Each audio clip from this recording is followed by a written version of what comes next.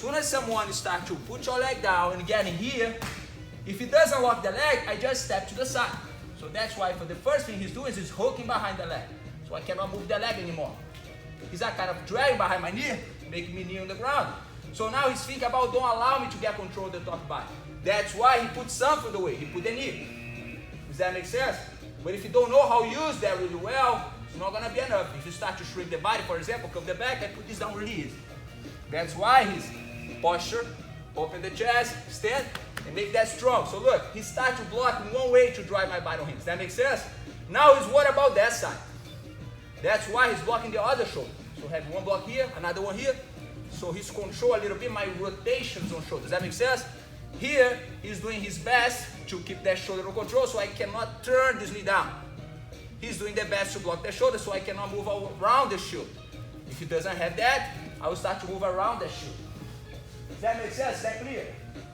If you think about protection, let's say that someone tried to punch you here from the top. I try to punch him. If you shrink the body, it's the smart way. Boom! Posture, bring away from me. Can I punch now? That's a good shield. Does that make sense? That's how they start to work on the shield back in the time. You always think about protection.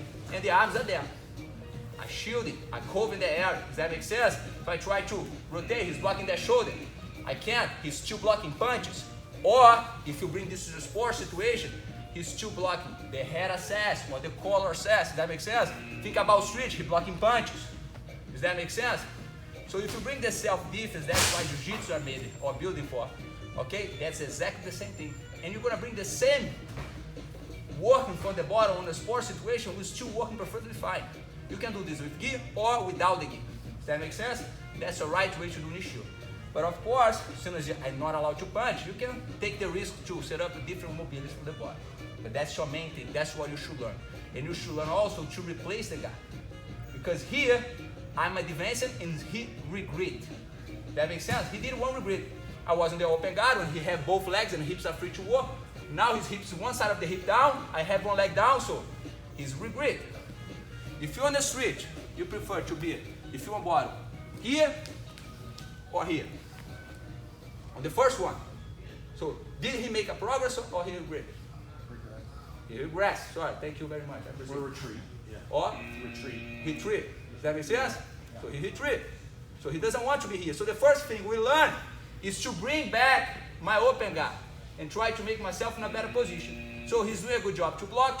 What he needs to do now is slide the bottom shoulder away and start to bring that leg back. That's perfect fine. Just do slow so they can see. So look, he's doing a good job to block. He's slide before you bring the foot out. Slide the bottom shoulder so it doesn't have NSS. This is strong. So this foot now starts to step on my hip. So he's still blocking. Does that make sense? He doesn't need the hands. Sometimes he can block around my triceps or my elbow. Just go here. Boom. Does that make sense? So I'm totally in control here. Now he starts to drive the hips in. And he's close the guard. Or he keep both knees on my chest. Sometimes if you think about self-defense and control both arms. That makes sense? If you think about self-defense and you close the guard, sometimes it's not the smart way. Nothing to block, I keep striking. Does that make sense? Sport situation, perfect fine. If you think about self-defense, you will prefer, believe on me, to drive the elbow here, control the elbow, bring the other one up, and blocking here. Does that make sense? That's what you should do for self-defense. Or you can just pull the elbows, close guard. So that should be the first way to put in your mind about this shield. Make sure you're doing the right mobility, blocking the shoulders, blocking the arm, and put back in guard. Let's do this 1 minute. 1, 2, 3.